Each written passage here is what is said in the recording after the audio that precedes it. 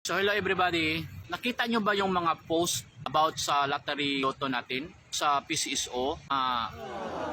Sunod-sunod yung nanalo, mga official lang pala sa gobyerno. Ito guys, malaking corruption to at hindi lang yan ang pag-aabuso sa bayan na hindi pa rin naibaba yung presyo despite of all the donation and the investment that they would receive every travel at gamit yung billion of money sa mga mahihirap sa taong bayan.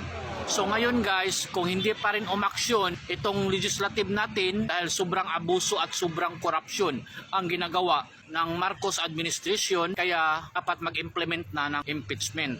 At kung ayaw nila mag-implement dahil binigyan nito ng billion, dapat nang umaksyon yung taong bayan dito dahil hindi lang tayo inabuso at kinurap ng kinurap, grabe na yung kalaswaan ang ginawa sa ating presidential office. Kasi yung lottery natin, yung PCSO ay under yan sa Office of the President. At nakikita natin ang lapses, ang violation, na malaking violation to our constitution, to our institution, and to our law as a democratic country. At dapat na ma-impeach tong Pangulo natin dahil simulat umupo, walang pangundangan, nagtataasan yung presyo at lahat ng tao, they are groaning because of the price increase, most expensive necessity needs at most expensive services. Grabe. Kaya ang pag-aabuso nitong mga Marcoses ay nasa dugo na talaga. So ngayon pa lang mag-implement na ng impeachment. Kung ayaw pa rin mag-implement ng impeachment, itong ating legislative, ang ating House of Representatives, ay kailangan na talaga mag-people's power. Kasi nga, sobrang corrupt na ang ating Office of the President. Sobrang corrupt na at sobrang pag-aabuso sa taong bayan.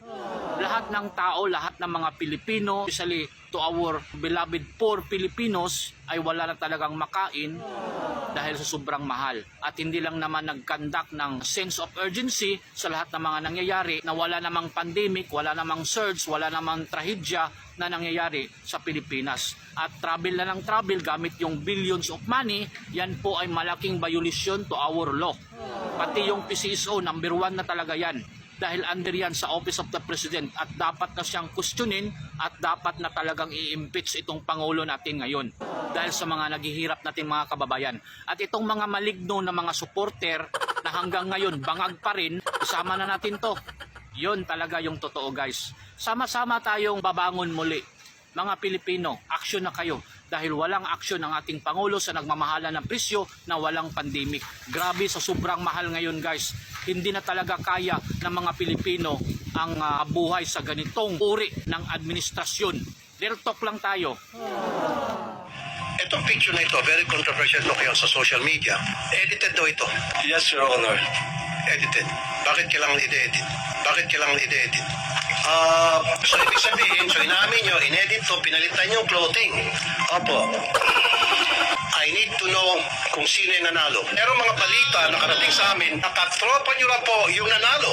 Kasi meron pong balita, 30 million na po ang ininvest ng tropa ninyo para manalo doon sa 690 million na yan. Sama tayo, babago muli, para maging milyonaryo, para maging milyonaryo, para maging milyonaryo.